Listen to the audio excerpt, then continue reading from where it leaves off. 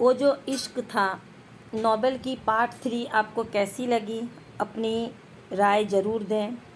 اگر کچھ کمی پڑھتے وقت مجھ سے ہو جاتی ہے تو اپنا مشورہ مجھے دیں۔ آپ کے مشورے میرے لیے بہت اہم ہیں۔ اب سنتے ہیں آگے۔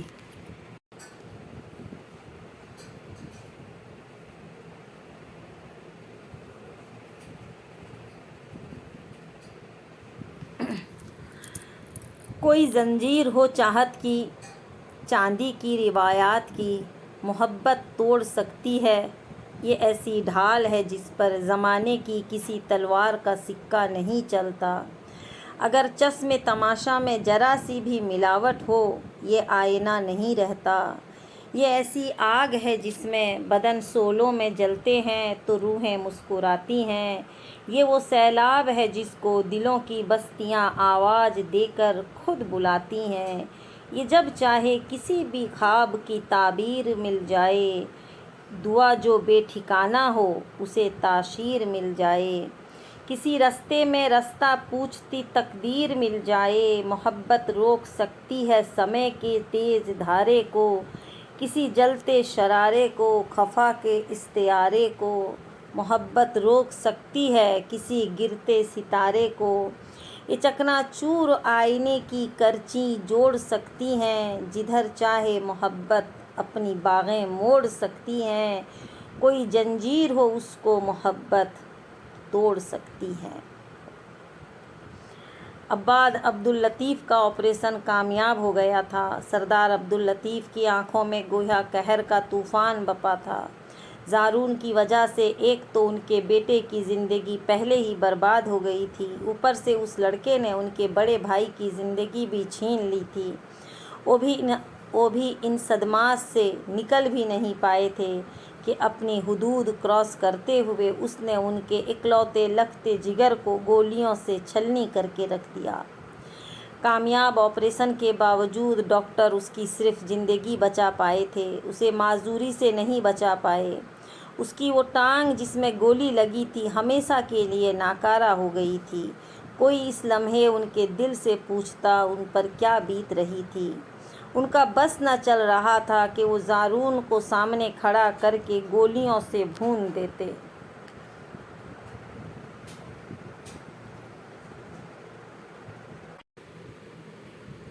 سردار عبدالرحیم کے بڑے دونوں بیٹوں نے اپنے بھائی کی اس حرکت پر ان سے معافی بھی مانگ لی تھی، مگر ان کا غصہ ٹھنڈا نہیں ہوا تھا۔ بدلے اور انتقام کی آگ ان کے اندر بھڑکتی سارے احساسات مشمار کر رہی تھی۔ اوپر سے زارون عبدالرحیم کو اپنی اس شفاقانہ حرکت پر کوئی شرمندگی بھی نہیں تھی، الٹا وہ ان پر احسان جتا رہا تھا کہ اس نے ان کے بیٹے کی زندگی بخش دی۔ اب وہ اپنے قبیلے اور علاقے کے سرپرست اور سردار تھے، اب انہیں اپنا اختیار استعمال کرتے ہوئے زارون عبدالرحیم کو سبق سکھانا تھا۔ عباد ہسپتال سے گھر آ گیا تھا، مگر اس کی حالت دیکھنے لائق تھی۔ جب سے اسے اپنی معذوری کا پتہ چلا تھا، وہ سارا دن اپنے کمرے میں اندھیرا کیے چپ چاپ لیٹا رہتا۔ سردار صاحب اور ان کی بیگم نے بہت کوشش کی کہ اسے حوصلہ دلائیں، مگر اس کی چپ ٹوٹنے کا نام بھی نہ لیتی تھی۔ اسے دیکھ کر ان دونوں کا دل کٹ کر رہ جاتا۔ ان کی اکلوتی بیٹی فروا کا بس نہ چل رہا تھا کہ وہ زارون کا کلیجہ نکال کر چبا جاتی۔ نایاب اور محراب کے ساتھ ساتھ سردار عبداللطیف کی فیملی بھی اس کی غلط حرکات سے محفوظ نہیں رہ سکی تھی، اور اس سنگین صورتحال کا احساس زارون کے بڑے دونوں بھائیوں کو تھا۔ وہ یہ بھی جانتے تھے کہ یقینی طور پر سردار عبداللطیف اب زارون کو نقصان پہنچانے کی کوشش کریں گے، تبھی انہوں نے اپنے بھائی کو محتاط رہنے کی ہدایت کی تھی۔ حویلی میں ان کا داخلہ سختی سے بند تھا۔ ان دونوں نے اس پر زور الفاظ میں تلقین کی تھی کہ وہ چند روز تک گھر سے باہر نہ نکلے سوائے کسی بہت ضروری کام کے۔ جب تک کہ وہ ارجنٹ بنیاد پر اس کی اور محراب کی بیرون ملک جانے کا بندوبست نہیں کر دیتے۔ زارون نے انہیں یقین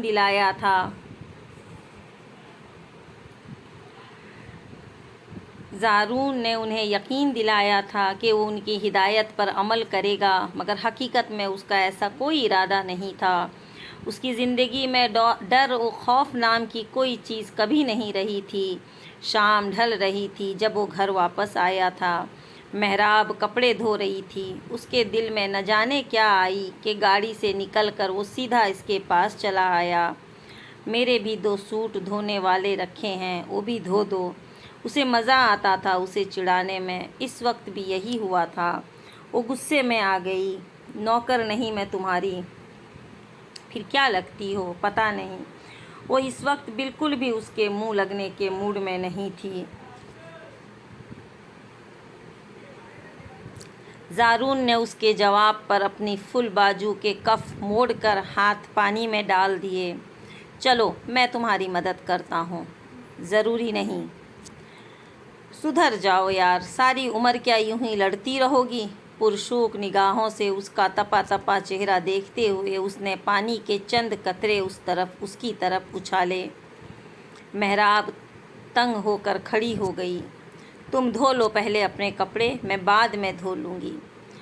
اکیلے کام کرنے کی عادت نہیں ہے مجھے۔ وہ بھی اس کے پیچھے ہی کھڑا ہوا۔ وہ جچ ہوئی۔ مسئلہ کیا ہے تمہارے ساتھ؟ کیوں ہاتھ دھو کر پیچھے پڑ گئے ہو میرے؟ اچھی لگتی ہو دل کو، کتنی بار بتاؤں؟ تمہیں تو ہر راہ چلتی لڑکی اچھی لگتی ہے، اس میں خاص کیا ہے؟ کون سی راہ چلتی لڑکی دیکھ لی تم نے میرے ساتھ؟ ایک دم اس کے سامنے آ گیا تھا۔ اپنے دھیان میں تیز چلتی محراب ٹھٹک کر روکنے کے باوجود اس سے ٹکرا گئی۔ غزالہ اور اس جیسی سینکڑوں لڑکیاں جن کا اپنے مفاد کے لیے استعمال کرتے ہو تمہیں وہ راہ چلتی لگتی ہیں؟ کروڑ پتی باپ کی اکلوتی بیٹی ہے، اسی لیے مر مٹے تم اس پر؟ تمہیں جیلسی ہو رہی ہے؟ کیوں؟ اس میں ایسی کیا خاص بات ہے جو میں اس سے جلوں؟ یہ تو تمہیں پتہ ہوگا۔ بھاڑ میں جاؤ تم بھی اور وہ بھی۔ اور تم؟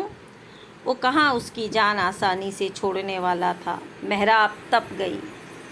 میں دنیا میں ہی ٹھیک ہوں۔ یہ تو بہت زیادتی ہے۔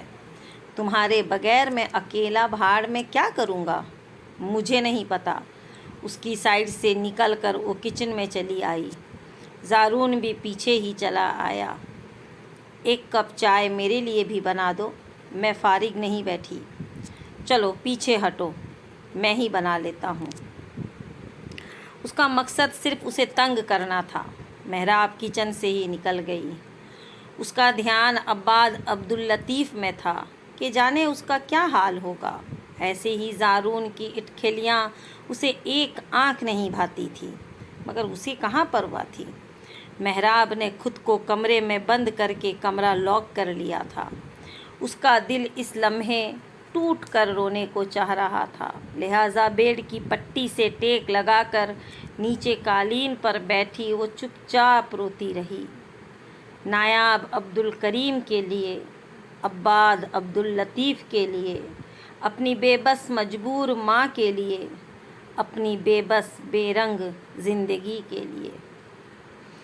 زارون کے ایبروڈ جانے کی ساری تیاری مکمل ہو گئی تھی۔ اپنے طور پر زارون کے بھائی سب خفیہ رکھ رہے تھے، مگر پھر بھی سردار عبداللطیف کو خبر ہو گئی۔ حویلی میں ان کے وفاداروں کی کمی بھی نہیں تھی۔ زارون عبدالرحیم کے لیے وہ ایسی سزا تجویز کرنا چاہتے تھے کہ سانپ بھی مر جائے اور لاٹھی بھی نہ ٹوٹے، یعنی وہ اسے سزا بھی دے دیں اور ان پر الزام بھی نہ آئے۔ ابھی جمعہ 8 دن ہوئے تھے ان کے بھائی کو دنیا سے گئے۔ ابھی اگر وہ سب کے سامنے یتیم بھتیجے کو نقصان پہنچاتے تو بہت ممکن تھا کہ ان کی سرداری چلی جاتی۔ علاقے اور قبیلے کے سردار ان کی حرکت پر ان سے ناراض ہو کر بائیکاٹ کر لیتے، لہٰذا انہیں جو بھی کرنا تھا سوچ سمجھ کر کرنا تھا۔ زارون اس روز غزالہ کے ساتھ مارکیٹ آیا تھا۔ پچھلے کئی دنوں سے وہ شاپنگ کی ضد کر رہی تھی۔ اس نے سوچا چلو ایبراڈ جانے سے پہلے اسے خوش کر دے۔ اس کے وہم و گمان میں بھی نہیں تھا کہ کوئی اس کے ایک ایک پل پر نظر رکھے ہوئے ہے۔ وہ اور غزالہ اس وقت بوتیک میں کپڑے دیکھ رہے تھے جب سائیڈ سے ایک لڑکے نے غزالہ کی کمر میں ہاتھ ڈال کر اسے گلے سے لگا لیا۔ یہ سب اتنی تیزی سے ہوا کہ غزالہ کو سمجھ ہی نہ آ سکا کہ اس کے ساتھ ہوا کیا ہے۔ زارون اتنا بے غیرت نہیں تھا کہ اسے سلامت جانے دیتا۔ بھاگنے کی کوشش کرتے لڑکے کو اس نے پیچھے کالر سے پکڑ کر اس کے منہ پر مکہ رسید کیا تھا۔ اتنے میں دو اور لڑکے قریب سے نکل آئے۔ وہاں بوتیک میں کسی کو بھی اصل معاملے کا پتہ نہیں چل سکا تھا کہ آخر کیا بات ہوئی ہے۔ البتہ سب یہ ضرور جانتے تھے کہ لڑائی زارون نے شروع کی ہے۔ اس سے پہلے کہ کوئی صلح صفائی کی کوشش کرتا، زارون نے پسٹل نکال لی۔ پسٹل دیکھ کر سب سائٹ پر ہو گئے، مگر اس سے پہلے کہ وہ فائر کرتا، پیچھے کھڑے لڑکے نے اسے چالاکی سے قابو کر کے اس کی گرفت سے پسٹل نکال لی۔ اس سے پہلے کہ زارون اسے دیکھتا، غزالہ کے ساتھ بدتمیزی کرنے والے لڑکے نے اپنی پاکٹ سے پسٹل نکال کر یک کے بعد دیگرے کئی فائرز زارون کی ٹانگوں پر کھول دیے۔ یہ سب کچھ اتنی جلدی اور اچانک ہوا تھا کہ کوئی بھی کچھ نہیں کر سکا۔ لڑکے اپنا کام کرنے کے بعد وہاں سے فرار ہو گئے۔ کسی کو بھی ان کے بارے میں پتہ نہیں چل سکا کہ وہ کون تھے۔ اس وقت وہاں اتنا شور اور افراتفری مچ گئی تھی کہ ان کے بارے میں جاننے کا کسی کو ہوش بھی نہیں رہا تھا۔ غزالہ چیخیں مارتے ہوئے کانپ رہی تھی۔ کوئی ایمبولینس کو کال کر رہا تھا اور کسی نے سردار عبداللطیف کو کال ملائی تھی۔ مبارک ہو سردار صاحب، آپ کا کام آپ کی ہدایت کے عین مطابق ہو گیا ہے۔ سردار عبداللطیف نے کال سنی اور پھر اپنے کارندے کو شاباش دیتے ہوئے کال کاٹ دی۔ حویلی اور قبیلے میں جس جس کو اس حادثے اور حادثے کی وجہ کا پتہ چلا، ان کا خون کھول کر رہ گیا۔ وہ تعلق جو زارون نے اب تک چھپا کر رکھا ہوا تھا، وہ بھی منظر عام پر آ گیا تھا۔ زارون کے بڑے دونوں بھائی ہر کسی سے منہ چھپاتے پھر رہے تھے۔ مریم بیگم خون کے گھونٹ پی کر رہ گئیں۔ ہسپتال میں زارون کے پاس غزالہ کے سوا اور کوئی نہیں تھا۔ اگلے 24 گھنٹوں کے بعد اس کا آپریشن کامیاب ہو گیا تھا۔ جس وقت اسے ہوش آیا، سردار عبداللطیف وہیں اس کے کمرے میں موجود تھے۔ انہیں سامنے دیکھ کر زارون کو ساری کہانی سمجھ آ گئی۔ اس کی دونوں ٹانگیں بے جان تھیں۔ وہ اذیت سے آنکھیں میچ کر رہ گیا۔ تبھی سردار صاحب اس کے قریب آئے تھے۔ کیسے ہو برخوردار؟ زارون جانتا تھا وہ اس وقت اس کے پاس کیوں آئے ہیں، تبھی خاموش رہا۔ لگتا ہے کچھ زیادہ ہی تکلیف میں ہو اس وقت، مگر جتنی بھی تکلیف میں ہو، تمہاری تکلیف اس باپ کی تکلیف سے زیادہ نہیں ہو سکتی جس کا ایک ہی جوان بیٹا ہو اور اس کی زندگی بھی تم نے موت سے بدتر کر دی ہو۔ اپنے سوال کے جواب میں اس کی خاموشی پر انہوں نے پھر نمک پاشی کی۔ اب تم ساری زندگی میرے احسان مند رہنا کہ جان بخش دی تمہاری میں نے، وہ بھی صرف محراب بیٹی کی وجہ سے۔ اور اس کے بعد میرا خیال ہے کہ تمہیں یہ بات اچھی طرح سمجھ آ جائے گی کہ شیر چاہے جتنا بوڑھا ہو جائے، اپنے شکار کو گھائل کرنا کبھی نہیں بھولتا۔ اب جیسی زندگی میرا بیٹا گزارے گا، تم بھی ویسی ہی زندگی گزارو گے انشاءاللہ۔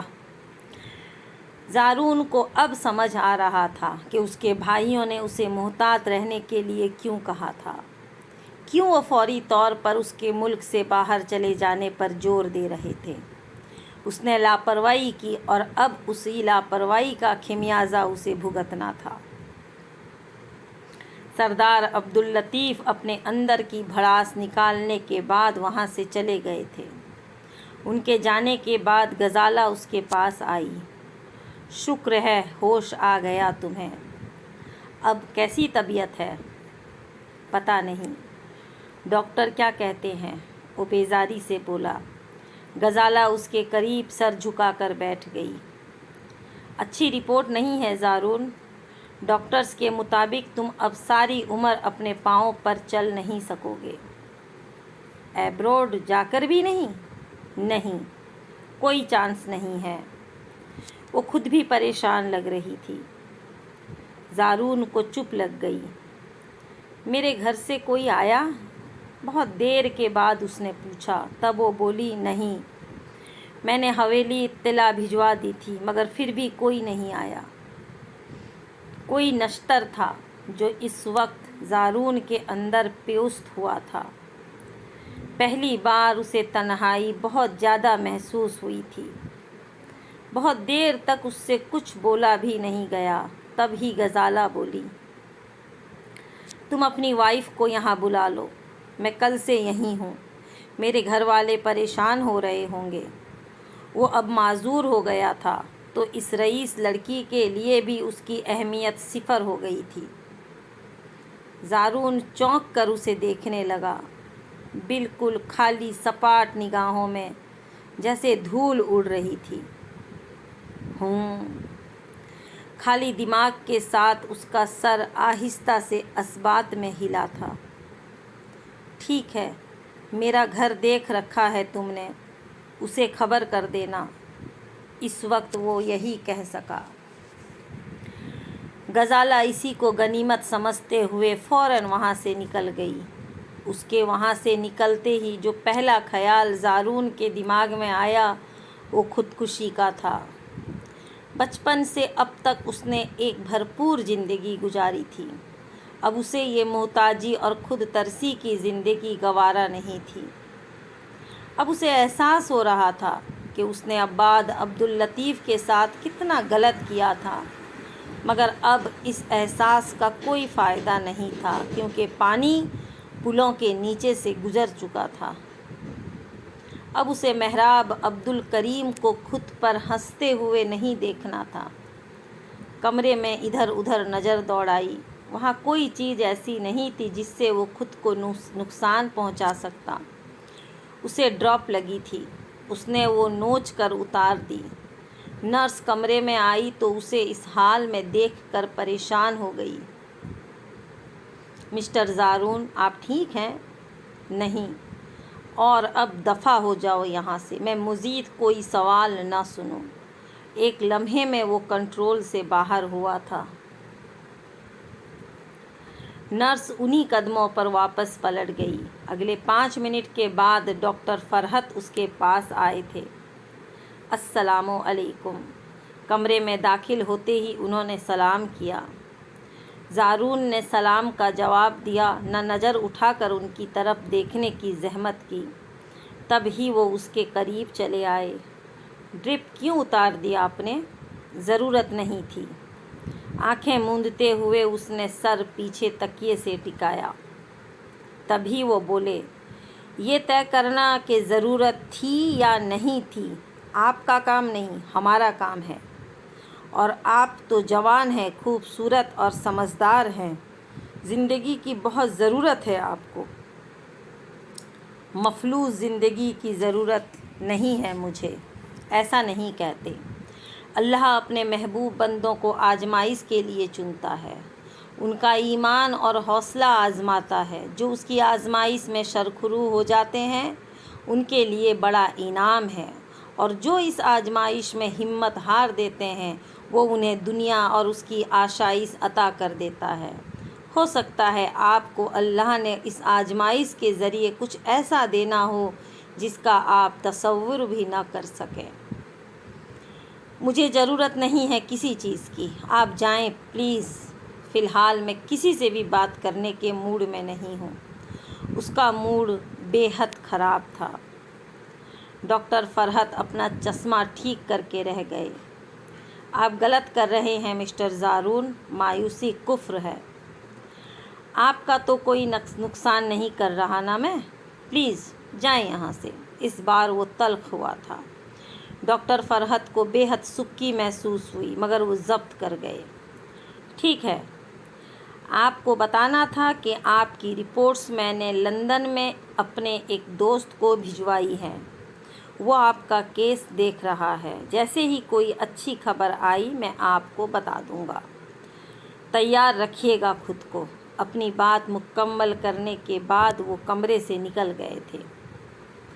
زارون ان کے جانے کے بعد کتنی ہی دیر تک گم و گو کیفیت میں لیٹا رہا۔ ساری رات ایک عجیب سے اضطراب اور بے چینی کی نظر ہو گئی۔ صبح ڈاکٹر فرحت معائنے کے لیے آئے تو اس نے خود انہیں مخاطب کیا۔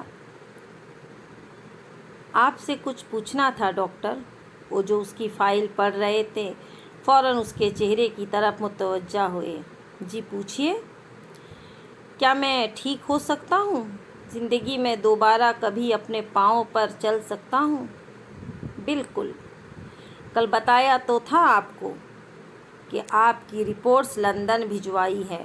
آپ کی وائف کو بھی یہ بات بتا دی تھی کہ کچھ وقت لگے گا، مگر آپ انشاءاللہ دوبارہ اپنے پاؤں پر چل سکیں گے۔ واقعی؟ اسے جیسے اپنے کانوں پر یقین ہی نہیں آیا۔ ڈاکٹر فرحت نے اپنا سر اثبات میں ہلا کر گویا اسے زندگی دان کر دی۔ اب اسے سمجھ آ رہا تھا کہ غزالہ نے اس سے جھوٹ کیوں بولا تھا۔ حقیقت میں وہ اس سے پیچھا چھڑانا چاہتی تھی۔ اسے بے ساختہ ہنسی آئی اور وہ ہنستا چلا گیا۔ اب اسے دنیا اور اس کی حقیقت کو پرکھنا تھا، خود کو پہلے سے زیادہ مضبوط کرنا تھا۔ محراب بیکل سی ٹیرس پر ٹہل رہی تھی جب اپنے گھر کے ٹیرس پر موجود عائرہ نے اسے دیکھ کر مسکراتے ہوئے ہاتھ ہلایا۔ محراب کے چہرے پر اس کی پریشانی صاف دیکھی جا سکتی تھی۔ زارون کل صبح کا گھر سے نکلا، 24 گھنٹوں بعد بھی گھر واپس نہیں آیا تھا، اور اب غزالہ نے اپنے ایک ملازم کے ہاتھ اسے پیغام بھجوا دیا تھا کہ اسے گولیاں لگی ہیں، وہ ہاسپٹل میں ہے لیکن معذور ہو چکا ہے۔ ملازم اطلاع دے کر چلا گیا تھا، مگر وہ تب سے بے حد پریشان تھی۔ عائرہ کو معلوم ہو گیا کہ کوئی نہ کوئی مسئلہ ہے، تبھی وہ سیڑھیاں پھلانگتی اگلے 5 منٹ کے بعد اس کے پاس موجود تھی۔ السلام علیکم، کیسی ہو؟ ٹھیک ہوں۔ لگ تو نہیں رہی کچھ پریشانی ہے؟ کیا؟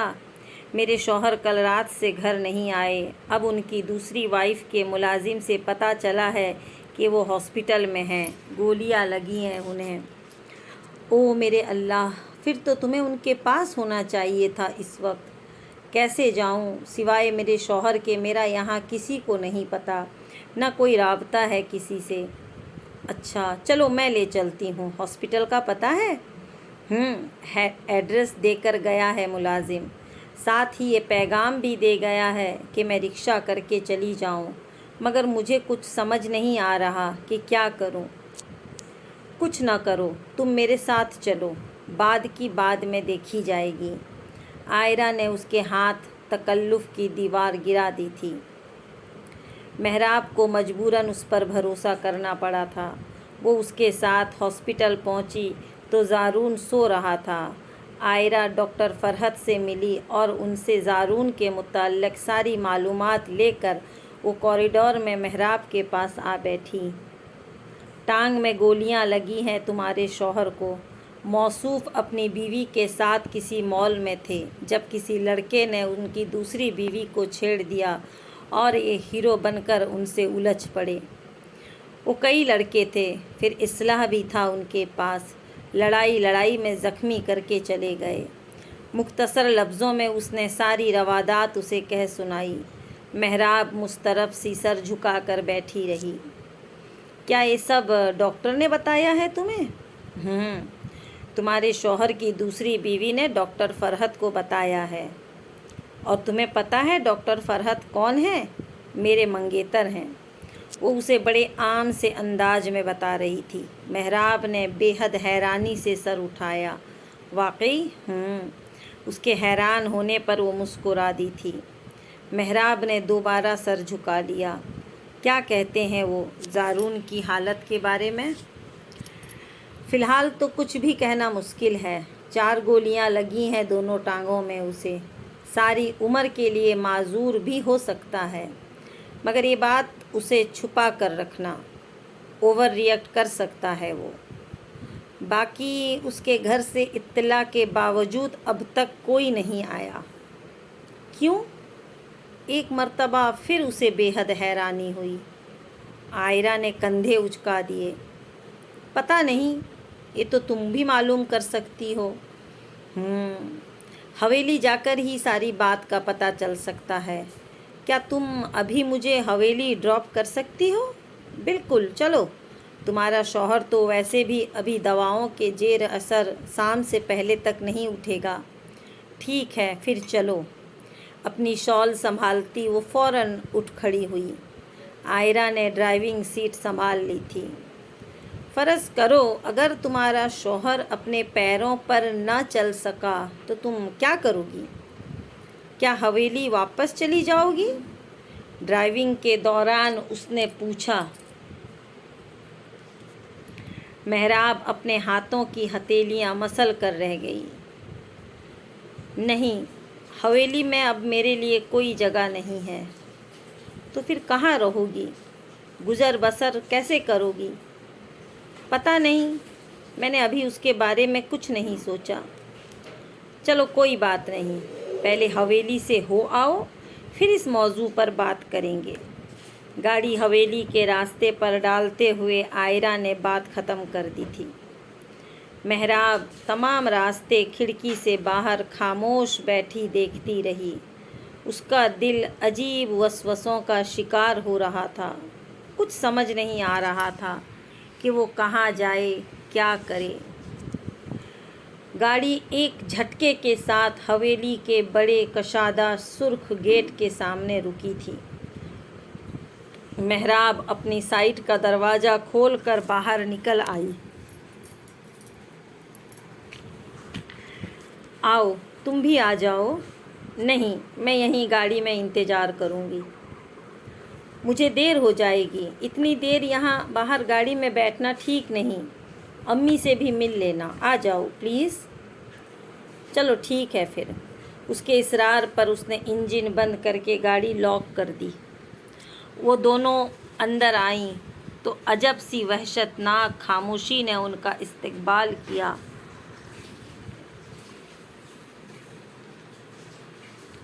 شیشے کی مانند صاف شفاف سرخ حویلی میں سوائے پرندوں کی چہکار کے اور کچھ سنائی نہیں دے رہا تھا۔ محراب قدرے پریشان سی تیز تیز قدم اٹھاتی اپنی پورشن میں آ گئی۔ مریم بیگم اپنے بستر میں دبکی تیز بخار میں جل رہی تھی۔ وہ بے قرار ہو گئی۔ امی! اس کی پچکار پر انہوں نے فوراً پٹ سے آنکھیں کھول دی تھیں۔ محراب، میرے بچے، تم کب آئیں؟ باجو اس کی کمر کے گرد حمائل کرتے وہ فوراً اٹھ بیٹھیں۔ تبھی عائرہ نے بھی آگے آ کر ان کے سامنے سر جھکا دیا تھا۔ السلام علیکم آنٹی، میں عائرہ ہوں، محراب کی دوست اور پڑوسن۔ اپنے تعارف کا مرحلہ اس نے خود ہی نمٹا لیا تھا۔ محراب کی پیشانی کا بوسہ لیتی مریم بیگم اس کی جانب متوجہ ہوتی مسکرا دیں۔ جیتی رہو بیٹی۔ اس کی پیشانی پر بھی انہوں نے بوسہ دیا۔ عائرہ کو بے حد اچھا لگا۔ بخار کب سے ہو گیا آپ کو؟ محراب نے پوچھا۔ تب وہ بولیں، بخار تو اکثر رہتا ہے بیٹے، پرسوں کپڑے کافی جمع ہو گئے تھے، بس جب سے وہ دھوئے ہیں نگوڑا بخار جان نہیں چھوڑ رہا۔ آپ نے کیوں دھوئے کپڑے؟ ملازم کہاں گئے سارے؟ وہ حیران بھی ہوئی اور غصہ بھی۔ مریم بیگم نظریں چرا گئیں۔ بس بیٹے، ملازموں کو اور بھی 100 کام ہوتے ہیں۔ بخار کی دوا لی؟ ہاں، منگوائی تھی۔ اتر جاتا ہے پھر ہو جاتا ہے۔ کچھ کھایا بھی ہے آپ نے کہ نہیں؟ کھایا ہے، کھچڑی بنا کر دے گئی تھی زینب، تم کہو کیسے آنا ہوا؟ زارون کہاں ہے اب؟ آپ کو پتہ ہے زارون کا؟ وہ حیران ہوئی۔ مریم بیگم نے اثبات میں سر ہلا دیا۔ ہاں، عبداللطیف بھائی نے بتایا تھا یہاں حویلی میں سب کو۔ تو پھر کوئی اسپتال کیوں نہیں گیا اس کے پاس؟ اس نے پوچھا جب ایک ملازم وہاں چلا آیا۔ محراب بی بی، آپ کو سردار صاحب بلا رہے ہیں۔ اس کا دل دھڑکا۔ کن نظروں سے مریم بیگم کی طرف دیکھتے ہوئے وہ اٹھی۔ میں ابھی آتی ہوں امی۔ عائرہ، آپ بھی امی کے پاس بیٹھیں، میں چچا جان کی بات سن کر آتی ہوں۔ ملازم کی تقلید میں سست قدم سے چلتی وہ سردار عبداللطیف کے پورشن میں چلی آئی۔ سردار عبداللطیف اس وقت اپنے کمرے میں صوفے پر براجمان سیب چھیل رہے تھے۔ وہ سلام کرتی پاس بیٹھ گئی۔ آپ نے مجھے بلایا چچا جان؟ ہاں، زارون کے بارے میں بات کرنی تھی تم سے۔ جی چچا جان۔ دیکھو محراب، میرے مرحوم بھائی کی بیٹی ہو تم، جان سے پیاری ہو، مگر ایک بات اچھی طرح جان لو، لال حویلی میں زارون عبدالرحیم کے لیے کوئی جگہ نہیں ہے۔ اس کا جو کردار ہے، میں اپنے بیٹے کو بھی اس کے یہاں ہونے سے محفوظ نہیں سمجھتا۔ نایاب اور تم پہلے ہی اس کے شیطانی دماغ کے بھینٹ چڑھ چکی ہو۔ اب بھی سارے زمانے میں ہمارے چہروں پر کالک ملنے میں کوئی کسر نہیں چھوڑی اس نے۔ تو جب تک تم اس شخص کے نکاح میں ہو، اس حویلی میں تمہارے لیے بھی کوئی جگہ نہیں ہے۔ اس سے کہو فارغ کرے تمہیں، تاکہ میں تمہارے سرپرست کی حیثیت سے کسی اچھے انسان کے ساتھ دوبارہ شادی کروا سکوں تمہاری۔ میری بات سمجھ میں آ رہی ہے نا تمہیں؟ جی چچا جان۔ اپنے سوال کا جواب اسے سردار عبداللطیف کی زبان سے مل گیا تھا۔ شاباش، چلو جاؤ اب۔ نہایت شفقت سے، بنا اس کے جذبات کا احساس کیے اسے اپنا فیصلہ سنا کر وہ دوبارہ اپنے کام میں مشغول ہو گئے تھے۔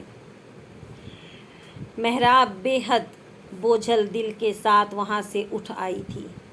وہ اچھی طرح جان گئی تھی کہ سردار عبداللطیف نے زارون سے اپنے بیٹے کا بدلہ لیا ہے، اور اب وہ اس کی شادی ختم کر کے دوبارہ سے اس کا نکاح اپنے بیٹے سے کروانا چاہتے تھے، تاکہ ان کے بیٹے کی ہر خواہش پوری ہو سکے۔ کیا ہوا؟ کیا کہہ رہے تھے سردار صاحب؟ عائرہ نے اس کا لٹکا ہوا چہرہ دیکھ کر پوچھا۔ وہ آہستہ سے نفی میں سر ہلا گئی۔ کچھ نہیں، لیکن تمہارا چہرہ تو کوئی اور کہانی سنا رہا ہے۔ وہ اس کے جواب سے مطمئن نہیں ہوئی تھی۔ محراب مریم بیگم کے پہلو میں ٹک گئی۔ ہمارا اس حویلی سے دانہ پانی ختم ہو گیا ہے امی۔ اب آپ بھی وہیں رہیں گی جہاں میں رہوں گی۔ عائرہ کو اس کے سوال کا جواب بھی مل گیا تھا۔ مریم بیگم کی آنکھیں بھر آئیں۔ میں اس حویلی کو کیسے چھوڑ سکتی ہوں محراب؟ میری نایاب یہاں ہے، تمہارے بابا کا وجود بھی اس حویلی کے مٹی میں دفن ہے۔ جانتی ہوں امی، لیکن کیا آپ مردہ رشتوں کے لیے اپنی زندہ جاوید بیٹی کے بغیر رہ سکیں گی؟ نہیں نا؟ اس لیے کہہ رہی ہوں، اب آپ میرے ساتھ رہیں گی بس۔ مریم بیگم کے سارے جواز اس نے رد کر دیے تھے۔ عائرہ نے بھی اثبات میں سر ہلا کر اس کے فیصلے کی تائید کی۔ ابھی مریم بیگم کچھ بول بھی نہ پائی تھیں کہ بیگم عبدالرحیم وہاں چلی آئیں اور آتے ہی محراب پر چڑھ دوڑیں۔ کالے منہ والی منحوس، میرے بیٹے کو ڈس لیا تم نے۔ اس حویلی میں جو کچھ بھی برا ہو رہا ہے اس کی ذمہ دار صرف تم ہو۔ تمہاری وجہ سے اس حویلی کے 2 مستقبل کے سردار معذوری کی زندگی گزاریں گے۔ خبردار، اگر کبھی دوبارہ یہاں بھول کر بھی गलती से पैर रखा, कच्चा चबा जाऊंगी मैं तुम्हें। उनसे कुछ बाइद नहीं था, वो वाकई उसे कच्चा चबा जाती अगर मरियम बेगम बेटी की ढाल न बन जाती तो। बस करें भाभी, आपके बेटे की वजह से मेरी पाकबाज बेटी भरी जवानी में दर्दनाक मौत की भेंट चढ़ गई। आपके बेटे की वजह से मेरी मेहराब पर बदकारी का इल्ज़ाम लगा और उसे तलाक हुई। अब भी आपको सिर्फ अपना दर्द दिखाई दे रहा है, मेरा दर्द कोई दर्द नहीं, मेरी बेटी का दर्द कोई दर्द नहीं। ज़ख्मी शेरनी की मानिंद दहाड़ते हुए उन्होंने मेहराब को अपने सीने में दबोच लिया था। तभी बेगम अब्दुल रहीम बोली, बस बस, ज़्यादा चीखें मारने की ज़रूरत नहीं, उसे कह दें दफ़ा हो जाए यहाँ से, मैं उसकी शक्ल भी नहीं देखना चाहती। चली जाएगी, मगर मत भूलें कि ये हवेली उसके बाप की भी है। जितना आपका हक है उस हवेली पर, उतना ही मेरा और मेरी बेटी का भी हक है। सारी ज़िंदगी मसलहत की चादर ओढ़े चुप रहने वाली वो औरत अपनी औलाद के लिए चुप नहीं रह सकी थी। मेहराब खुश्क पत्ते की तरह कांपती मरियम बेगम की पुश्त से चिमटी रही। बेगम अब्दुल रहीम बक बक करती वहाँ से चली गईं। तब मरियम बेगम ने फ़ैसला करते हुए उससे कहा, तुम सही कहती हो बेटे, इस हवेली से वाकई हमारा दाना पानी ख़त्म हो गया है। उन्होंने फ़ैसला कर लिया था कि उन्हें अपनी बाकी की ज़िंदगी मुर्दा रिश्तों के साथ गुजारनी है या ज़िंदा रिश्ते के साथ, और फ़ैसला ज़िंदा रिश्ते के हक़ में हो गया था। अगले 1 घंटे के बाद वो अपना ज़रूरी सामान समेट कर आयरा और मेहराब के साथ गाड़ी में आ बैठी थी। कहाँ चलना है? ड्राइविंग सीट संभालते हुए आयरा ने पूछा था। तब वो बोली, घर चलो, ज़ारून ने 1 साल का एडवांस दिया हुआ है, 1 साल पूरा हो जाएगा तो सोचूंगी मुझे कहाँ जाना है। तुम्हें कहीं जाने की ज़रूरत नहीं है, तुम्हारा शौहर खैरियत से घर आ जाए, उसके बाद मैं तुम्हारी जॉब का बंदोबस्त कर दूंगी। कैसी जॉब? मैं ज़्यादा पढ़ी लिखी नहीं हूँ। कोई बात नहीं, मेरे पापा के बहुत अजीज दोस्त हैं, उन्हें एक बहुत अच्छी खाना पकाने वाली शेफ़ की ज़रूरत है जो मेहनती और ईमानदार हो। वाइफ नहीं है उनकी, बस सिर्फ़ एक बेटा है जो अब तक बाहर रहा है, मगर अब शायद पाकिस्तान आ जाए क्योंकि अंकल अब बीमार रहने लगे हैं, रोज़ ऑफ़िस नहीं जा सकते, तो शायद उनका बेटा उनकी जगह ऑफ़िस संभाले। वो थोड़ा नखरीला और खड़ूस है, इसलिए अंकल चाहते हैं कि कोई अच्छी साफ़ सुथरी मेहनती शेफ़ उन्हें मिल जाए ताकि उनका बेटा खाने के लिए कोई ड्रामा न लगा सके। ख़ातीन की इज़्ज़त करता है वो, मेल शेफ़ को टिकने नहीं देता। आयरा ने उसे सारी तफसील समझाई। मेहराब अपने आंसू पीती फ़िलहाल असबात में सर हिलाकर रह गई। आयरा ने गाड़ी स्टार्ट कर ली थी। ज़िंदगी एक और नए सफ़र की तरफ रवां दवां हो गई थी। खुद अपनी आग में जलता कहाँ से, पराई आग में जलता रहा हूँ मैं। मेरी तो जीत भी हार ही थी, खुद अपने आप से लड़ता रहा मैं। क्यों रात की रेत पे बिखरे हुए तारों के कंकर चुनती हो, क्यों सन्नाटे की सिलोट में लपटी आवाज़ें सुनती हो, क्यों अपनी प्यास पलकों की झालर में ख्वाब पिरोती हो। अब कौन तुम्हारी आँखों में सदियों की नींद उंडेलेगा, अब कौन तुम्हारी चाहत की हरियाली में खेलेगा, अब कौन तुम्हारी तन्हाई का अनदेखा दुख झेलेगा। अब ऐसा है ये रात मुसल्लत है जब तक, ये शम्अ भी जब तक जलती हैं, ये सांसें जब तक चलती हैं, तुम अपनी शोख के जंगल में राह भटको और फिर खो जाओ। अब तो सो जाओ। ग्रीन पैलेस के सामने आकर गाड़ी एक झटके से रुकी। मेहराब ने अपनी तरफ का दरवाज़ा खोलने के लिए अभी हैंडल पर हाथ रखा ही था कि आयरा ने पूछा, हॉस्पिटल कब तक चलना है?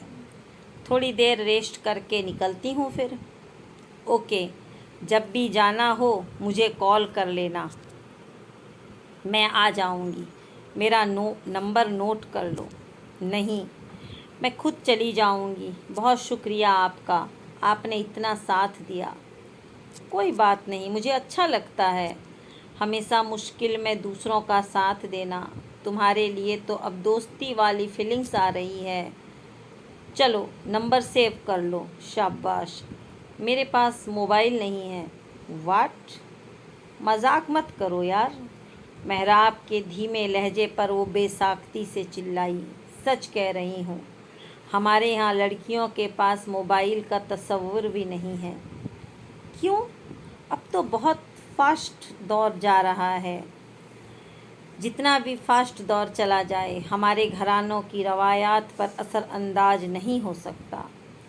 चलो ठीक है, कोई बात नहीं, उसका हल भी जल्दी ही निकाल लेंगे। अब फ़िलहाल आंटी को लेकर चलो, शायद उन्हें आराम की ज़रूरत है, उसने मुस्कुराते हुए कहा। मेहराब अस्बात में सर हिलाती गाड़ी से उतर गई। मरियम बेगम अब तक खामोश तमाशाई बनी गाड़ी में यूं बैठी थी जैसे उनका वजूद ही न हो। मेहराब ने उनकी जानिब का दरवाज़ा खोलकर उन्हें गाड़ी से उतरने में मदद दी। चलें अम्मी। पहली बार उसे इस देव हैकल बंगले में दाखिल होने से खौफ नहीं आ रहा था। मरियम बेगम उसकी हिदायत पर चुपचाप आगे बढ़ गईं। अगले 15 मिनट के बाद वो उनके लिए चाय बना कर लाई थी। क्या हुआ, उदास हैं? उन्हें तन्हा सोचों में गुम बैठा देख कर वो बोली। मरियम बेगम ने आहिस्ता से नफ़ी में सर हिलाते हुए हल्के से उसका गाल छुआ। नहीं बेटा, झूठ मत बोलें, मैं सब जानती हूँ। आपके लिए अब्बू और नायाब को पीछे छोड़कर आना आसान नहीं था। हाँ, मगर तुम्हें छोड़ देना भी आसान नहीं था। हम एक दूसरे के साथ यहाँ खुश रहेंगे अम्मी। मेहराब के हाथ थामने वो महज सर हिला कर रह गईं। चलें, अब आप कुछ देर आराम कर लें। मैं आयरा से कह देती हूँ मेरी गैर मौजूदगी में वो आपके पास आ जाए। तुम कहीं जा रही हो क्या? मुझे हॉस्पिटल जाना है अम्मी। इस वक्त हॉस्पिटल क्यों जा रही हो? ज़ारून के लिए, उसे इस वक्त मेरी ज़रूरत है। नहीं, कोई ज़रूरत नहीं है उसे तुम्हारी। वो नायाब का कातिल है, तुम्हारी खुशियों का कातिल है। जो भी उसके साथ हुआ है उसकी अपनी गलत हरकतों की सज़ा है। तुम्हें अब उसे उसके हाल पर छोड़ देना चाहिए। मरियम बेगम को इस वक्त उसका ज़ारून के पास अस्पताल जाना अच्छा नहीं लगा था। नहीं अम्मी, ये वक्त ऐसी बातों का नहीं है। बहुत बुरी हालत है ज़ारून की। इस हाल में अगर मैं भी उस जैसी बेहिस बन जाऊं तो मेरे और उसके दरमियान क्या फ़र्क रह जाएगा? मेहराब ने अम्मी का हाथ अपने हाथों में लेते हुए कहा। मैं कुछ नहीं जानती। वो लड़का अब तुम्हारे काबिल नहीं है। पहले भी नहीं था अम्मी, मगर मैं उसके साथ रह रही थी। अब तो हाकिम भी नहीं रहा। और फिर सबसे बड़ी बात है, जिस मज़हब की मैं पैरोकार हूँ ना अम्मी, उस मज़हब में इंसानियत और खुसूसी तौर पर शौहर के मुकाम का दरस बहुत वाज़ेह दिया गया है। अल्लाह के बाद अगर किसी को सजदे का हुक्म होता तो बीवियाँ अपने शौहरों को सजदा करतीं। मैं उसे सजदा नहीं कर रही, सिर्फ़ उसकी मदद कर रही हूँ। क्या आपने ये सब नहीं सिखाया हमें? मेहराब ने अम्मी को कायल करना चाहा। मरियम बेगम इस बार खामोश रहीं। उनकी बेटी अपना फ़र्ज़ निभा रही थी जिससे वो उसे बाज नहीं रख सकती थी। بالآخر وہ امی کو قائل کرنے میں کامیاب ہو گئی اور ان کی اجازت سے انہیں تسلی دے کر نکلی تو شام کے 4 بج رہے تھے۔ کلائی پر بندھی رسٹ واچ پر وقت دیکھتے ہوئے اس نے پاس سے گزرتا رکشہ روکا اور ہسپتال کے لیے روانہ ہو گئی۔ جس وقت وہ ہسپتال پہنچی آسمان کالے سیاہ بادلوں سے گھرا ہوا تھا۔ رکشے والے کو مطلوبہ کرایہ دے کر وہ قدرے تیز قدموں سے چلتی جوں ہی زارون کے کمرے کے باہر پہنچی تو اندر سے آتی زارون کے بڑے بھائی کی تیز آواز نے اس کے قدم وہیں جکڑ لیے تھے۔ خاک ڈال دی ہے تم نے ہمارے سروں میں، کس منہ سے آتے یہاں تمہارا حال پوچھنے؟ سارے علاقے کے سردار ناراض ہوئے بیٹھے ہیں تمہاری حرکتوں پر۔ ان سب نے تم سے قطعی تعلق کی وارننگ دے دی ہے۔ اسی صورتحال کو دیکھتے ہوئے تم سے کہا تھا کہ دفع ہو جاؤ یہاں سے، کہیں چلے جاؤ اور جب تک یہاں ہو احتیاط سے کام لو، مگر نہیں، تمہیں تو عادت ہے نا رنگ برنگی تتلیوں کے ساتھ ادھر ادھر جھک مارنے کی۔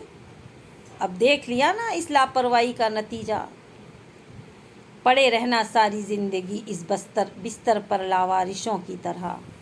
کسی کے پاس اتنا وقت نہیں ہے کہ تمہارے زخموں پر فاہے رکھے۔ اس لمحے محراب کے دل کی دھڑکن تیز ہوئی تھی۔ بس یہی سب کہنے آئے تھے یہاں؟ زارون عبدالرحیم نے ایک گہری سانس لیتے ہوئے کہا۔ نہیں، جوتے مارنے آیا تھا تمہیں، مگر فی الحال تمہاری حالت ایسی نہیں ہے، اس لیے زبانی کلامی ڈانٹ سے کام لے رہا ہوں۔ وہ الو کی پٹھی جو بھی ہے ابھی کے ابھی فارغ کرو اسے، پھر تمہارے بارے میں سوچتے ہیں کیا کرنا ہے۔ آپ کو کچھ کرنے کی ضرورت نہیں بھائی، وہ لڑکی اب خود ہی مجھ سے جان چھڑا رہی ہے۔ چلو یہ تو بہت اچھی بات ہے، تم بھی اس سے اپنی جان چھڑا لو۔ لیکن اس بار زارون نے بھائی کی بات کا کوئی جواب نہیں دیا۔ باہر دروازے کے قریب کھڑی محراب خون کے گھونٹ پی کر رہ گئی تھی۔ چلو ٹھیک ہے، اب چلتا ہوں میں، کسی چیز کی ضرورت ہو تو بتا دینا۔ تبھی محراب کے وجود میں قدم آگے بڑھانے کی جرات پیدا ہوئی تھی۔ السلام علیکم۔ اس کے سلام پر زارون اور لالا دونوں نے چونک کر اسے دیکھا۔ وعلیکم السلام، کیسی ہو؟ اس کے سر پر بھاری ہاتھ رکھتے ہوئے لالا نے اس کی خیریت دریافت کی۔ محراب سر جھکائے کھڑی رہی۔ میں ٹھیک ہوں لالا، آپ کیسے ہیں؟ کرم ہے اللہ پاک کا۔ ایسا ہے کہ مجھے ابھی ضروری کام ہے، میں چلتا ہوں۔ تم زارون کا خیال رکھو، ابھی یہ جس حال میں ہے اسے تمہاری ضرورت ہے۔ جو بھی اس نے تمہارے ساتھ کیا اسے بھول جاؤ، بس اتنا یاد رکھو کہ یہ تمہارا شوہر ہے، تمہیں اس کا خیال رکھنا ہے، اس کا ساتھ دینا ہے۔ میں تم سے رابطے میں رہوں گا، اور ہاں، تمہیں اس وقت بالکل بھی پریشان ہونے کی ضرورت نہیں۔ جی لالا۔ لالا کی لمبی چوڑی ہدایت کے جواب میں وہ محض یہی کہہ سکتی تھی۔ جواب میں وہ اس کا سر تھپ تھپاتے ہوئے باہر نکل گئے تھے۔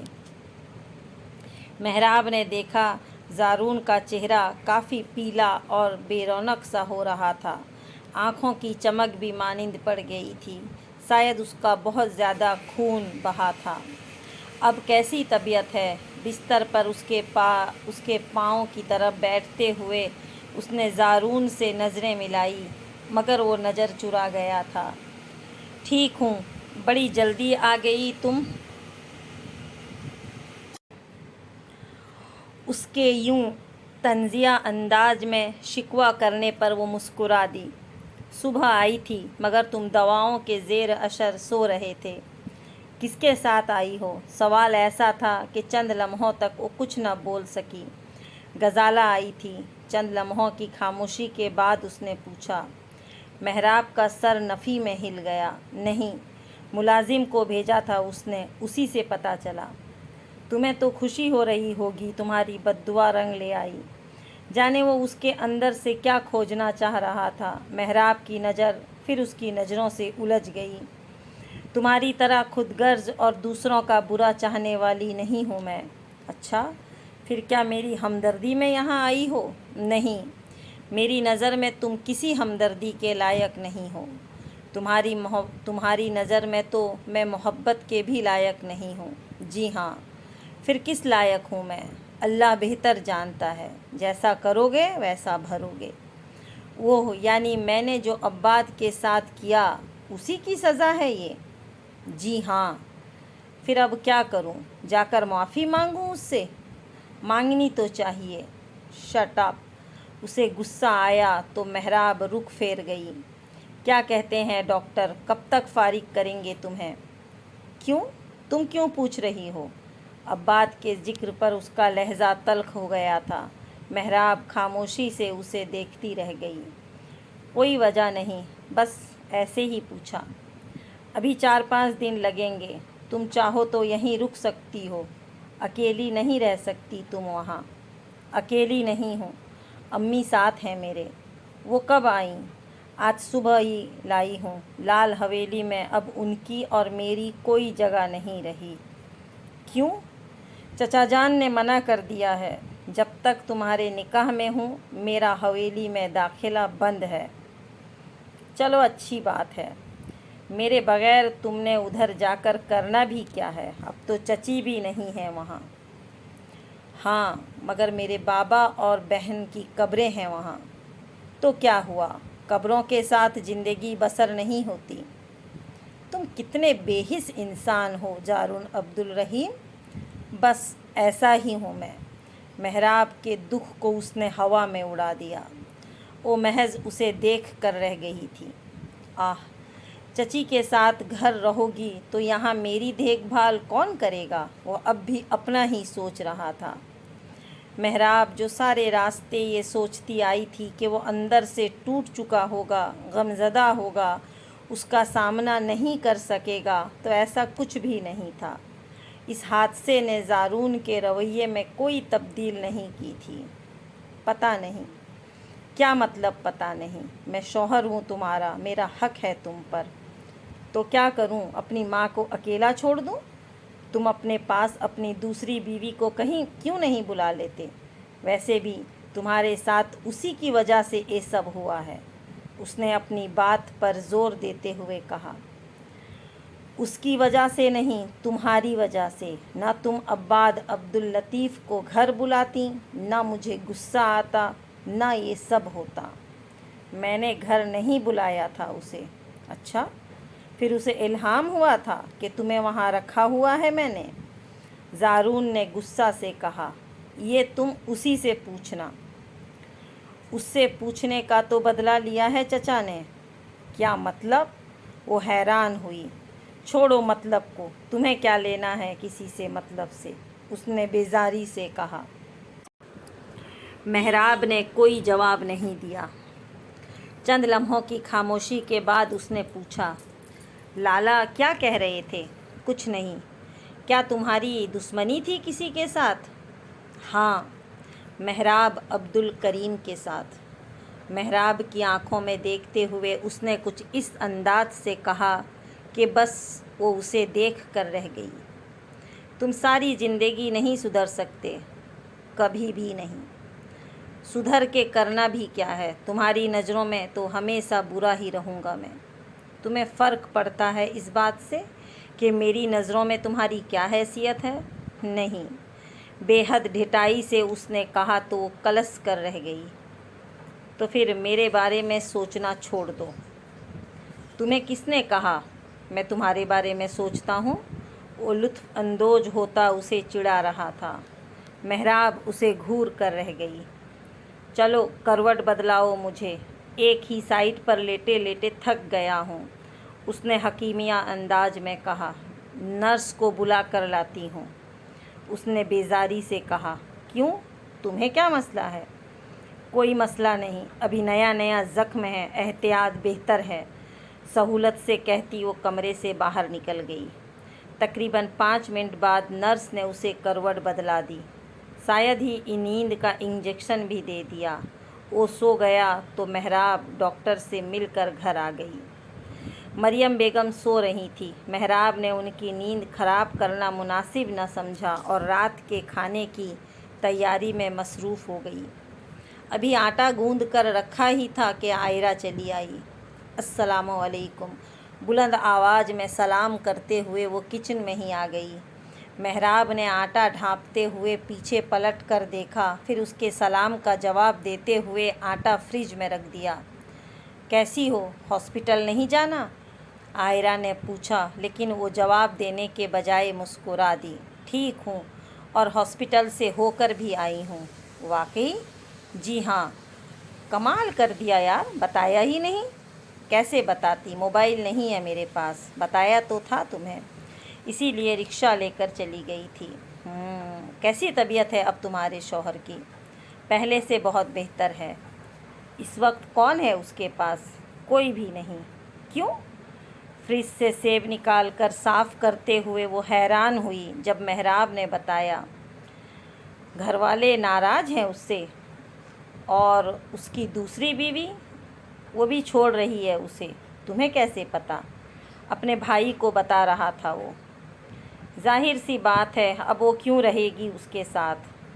वो अब उसके किसी काम का जो नहीं रहा। सेब का बड़ा सा टुकड़ा दांतों से काटते हुए उसने कहा। महराब रुख फेर गई। तभी वो बोली, बहरहाल परेशान होने की ज़रूरत नहीं। फ़रहत ने तुम्हारे शौहर की रिपोर्ट्स बाहर भिजवाई है।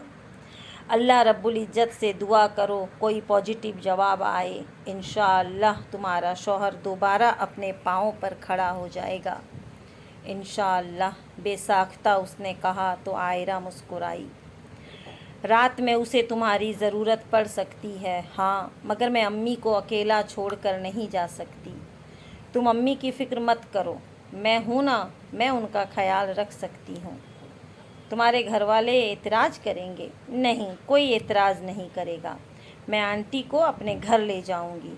सुबह जब तुम वापस आओ तो ले आना साथ। उसने मसले का हल निकाला। महराब उसकी इस दर्जा मोहब्बत पर मुताशिर हुए बगैर न रह सकी। रात का खाना उसने वक्त से पहले ही तैयार कर लिया था। मरियम बेगम सोकर उठी तो उसने खाना लगा दिया। उसे भूख नहीं थी, मगर फिर भी सिर्फ मरियम बेगम की खातिर उसने उनका साथ दिया।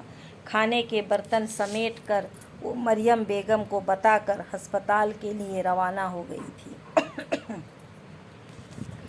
आयरा ने उसे ड्राइवर के साथ गाड़ी की ऑफ़र की, मगर उसने इनकार कर दिया।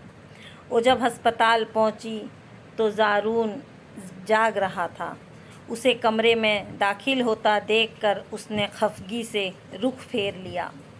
अस्सलामु अलैकुम, महराब ने उसके करीब बैठते हुए कहा। अब कैसी तबीयत है?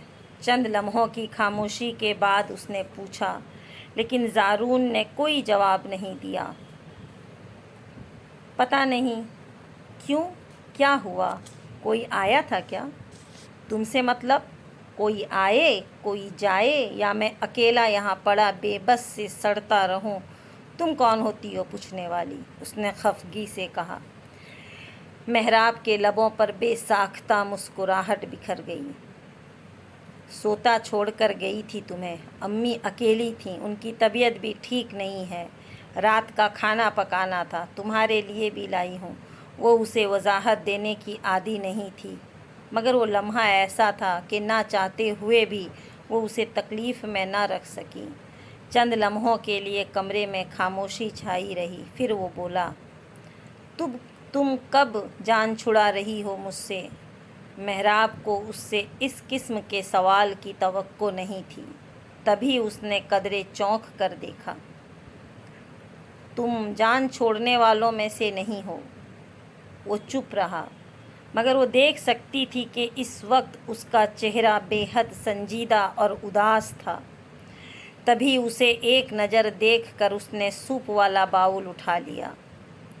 चलो उठकर बैठो, थोड़ा सूप पी लो, तबीयत बहाल हो जाएगी। मेरा मूड नहीं है। पेट भरने के लिए मूड की नहीं, भूख की ज़रूरत होती है। भूख भी नहीं है। क्यों? पता नहीं। इस तरह तो तुम कभी ठीक नहीं हो सकते। किस तरह? यूं खुद को भूखा और परेशान रखकर। तो क्या करूं जब ख्वाहिश ही नहीं है?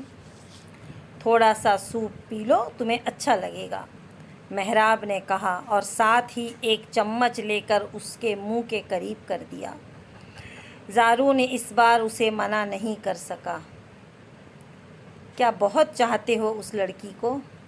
सूप पिलाने के दौरान उसने पूछा तो वो चौंका। किस लड़की से? वही जिसकी मोहब्बत में इस हाल को पहुँचे हो। जाने वो उसके अंदर से क्या खोजना चाह रही थी। ज़ारून की नज़रें उसके शादाब चेहरे पर जम गईं। हाँ, बहुत चाहता हूँ उसे। क्या फ़ायदा, वो तो छोड़ गई तुम्हें। अब तुम जलो, कुढ़ो, भूखे रहो, उसे कोई फ़र्क नहीं पड़ता। तुम्हें फ़र्क पड़ता है? उसके देखने के अंदाज में कोई फ़र्क नहीं आया। हाँ, मुझे तो पड़ता है। शदीद नफ़रत के बावजूद इस हाल में अकेला नहीं छोड़ सकती तुम्हें। क्यों? बस ज़मीर इजाज़त नहीं देता। दिल तो चाहता होगा बदला लेने का। हाँ, चाहता है, बहुत चाहता है, मगर बदले की आग पर अल्लाह का खौफ गालिब आ जाता है। वो ज़हीन था, मगर मेहराब हमेशा अपने लफ्ज़ों से उसे लाजवाब कर देती थी। इस वक्त भी यही हुआ। चंद लम्हे फिर खामोशी की नज़र हो गए। फिर वो बोला, तुम चाहो तो मैं अब तुम्हें आज़ाद कर सकता हूँ। क्यों? मेहराब ने उसकी आंखों में देखते हुए हैरानी से पूछा। ज़ारून ने कोई जवाब देने की बजाय लंबी सर्द आह भरकर रुख फेर लिया। तुम्हारे काबिल जो नहीं रहा अब। काबिल तो पहले भी नहीं थे। पहले की बात और थी, अब तो तुम्हारी हिफाजत भी नहीं कर सकता। सही कहा तुमने, मगर मैं अब आज़ाद होकर जाऊंगी कहाँ? कोई दर, कोई रास्ता खुला छोड़ा है तुमने मेरे लिए? मैं तो सांस भी नहीं ले सकती। खुलकर जीना तो बहुत दूर की बात है। फिर अब कुछ नहीं, बस अपनी परवाह करो। एक मामूली से हादसे की वजह से तुम्हें इंसान बनने की कोई ज़रूरत नहीं। उसके लफ्ज़ों में कड़वाहट थी। ज़ारून उसे देखता रह गया। अगले 2 रोज़ के बाद उसे हस्पताल से फारिग कर दिया गया था तो मेहराब ने सुख की सांस ली। गजाला ने अदालत में खुला के लिए केस दायर कर दिया था। ज़ारून को खबर हुई तो वो देर तक हंसता रहा। मेहराब उसके कमरे की सफाई के लिए आई तो उसने उसे अपने करीब बुलाते हुए कहा, बात सुनो। सफाई करते मेहराब के हाथ रुक गए और वो उसके करीब आकर बोली, कहो। अगर मैं कभी ठीक ना हो सका तो तुम क्या करोगी? वही करूँगी जो अब कर रही हूँ। उसने दो बदू जवाब दिया। वो मुस्कुरा दिया। सोच लो, बहुत मुश्किल सफ़र है। पहले से ज़्यादा मुश्किल नहीं है। वो क्यों? पहले हर वक्त मेरे सर पर सवार रहते थे। अब चलो, सुकून से एक ही कमरे में तो टिके रहते हो। उसका जवाब ऐसा था कि वो खुलकर हंसे बगैर नहीं रह सका। अच्छा, बात सुनो। वो अभी पलटी ही थी कि उसने फिर पुकारा, अब क्या है? अच्छी लग रही हो। ब्लैक कलर काफ़ी उठता है तुम पर। शुक्रिया। आज सर में बहुत दर्द है, दबा दोगी? इतना बोलते हो, गले में दर्द नहीं होता? नहीं, लेकिन अगर तुम दबाने की ख्वाहिश रखती हो तो तुम्हें पूरा इजाज़त है। वो कब हार मानने वाला था। मेहराब उसे घूरती हुई दोबारा अपने काम में मसरूफ़ हो गई थी। उस रात बहुत ठंड थी। मेहराब की अचानक आंख खुल गई। कमरे में नाइट बॉल की मध्यम रोशनी में उसने ज़ारून को देखा, जो जाने कब से बिस्तर से खुद उठकर बैठने की कोशिश में निढाल हो रहा था। वो फ़ौरन उठी। क्या बात है, कहीं जाना है? اس نے پریشانی میں اس سے پوچھا۔ ہاں، باہر لون میں جانا چاہ رہا تھا، یہاں کمرے میں دم گھٹ رہا ہے، زارون نے کہا۔ اس وقت محراب کی نگاہیں کلاک کی جانب اٹھیں۔ ہاں، چلو میں لے چلتی ہوں۔ اس نے دوپٹہ اٹھا کر سر پر اوڑھتے ہوئے وہ اس کی وہیل چیئر چلاتے ہوئے اسے لان میں لے آئی۔ محراب نے اس کی کسرتی کمر کے گرد بازو ڈال کر اسے اٹھنے میں مدد دی۔ ساتھ والے کمرے میں مریم بیگم تہجد پڑھ کر سو رہی تھی۔ دونوں کمروں کے درمیان ایک چھوٹا سا دروازہ جو کھلا رہتا تھا۔ زارون کو وہیل چیئر پر بٹھانے کے بعد وہ لان میں آئی تو تازہ ہوا کے سرد جھونکوں نے اسے بے ساختہ کپکپانے پر مجبور کر دیا تھا۔ صبح ہاسپٹل جانا ہے چیک اپ کے لیے۔ عائرہ بتا رہی تھی تمہاری بیوی نے خلا کے لیے عدالت میں کیس کر دیا ہے۔ اسے کس نے بتایا؟ پتہ نہیں، شاید نیوز وغیرہ میں سنا ہوگا۔ کیا اسی کی پریشانی ستا رہی ہے اس وقت تمہیں؟ کس کی؟ پل میں وہ یوں انجان بن جاتا تھا جیسے کچھ جانتا ہی نہ ہو۔ محراب پنجوں کے بل اس کے سامنے آ بیٹھی۔ وہی جو خلا کا مطالبہ کر رہی ہے؟ نہیں۔ پھر جاننے پر بزد ہوئی۔ زارون نے اپنی آنکھیں اس کے چہرے پر جمائیں۔ نایاب آئی تھی خواب میں، بہت رو رہی تھی۔ اس کے وہم و گمان میں بھی نہ تھا کہ رات کے اس پہر وہ نایاب کے لیے پریشان ہوگا۔ تو کیا لگتا ہے آپ کو ویورس، محراب عبدالکریم جو اپنی زندگی کے آزمائشوں میں گھری ہوئی ہے، کیسے ہر آزمائش میں وہ ثابت قدم رہے گی اور اس کی زندگی کو آزمائش کی نظر کرنے والا زارون عبدالرحیم کی ہر خطا کو درگزر کر کے اپنا فرض نبھائے گی؟ جب اللہ نے اسے موقع دیا وہ زارون عبدالرحیم کو چھوڑ کر جا سکتی تھی، پر اس نے ایسا نہیں کیا۔ اس نے اپنا فرض نبھایا اور فیصلے کا اختیار اپنے اللہ کے سپرد کیا۔ ایسی جانباز لڑکی محراب عبدالکریم کی زندگی میں اور کون سی آزمائش کا وہ سامنا کرتی ہے، جاننے کے لیے سنتے ہیں وہ جو عشق تھا ناول کی اگلی ایپیسوڈ کل انشاءاللہ۔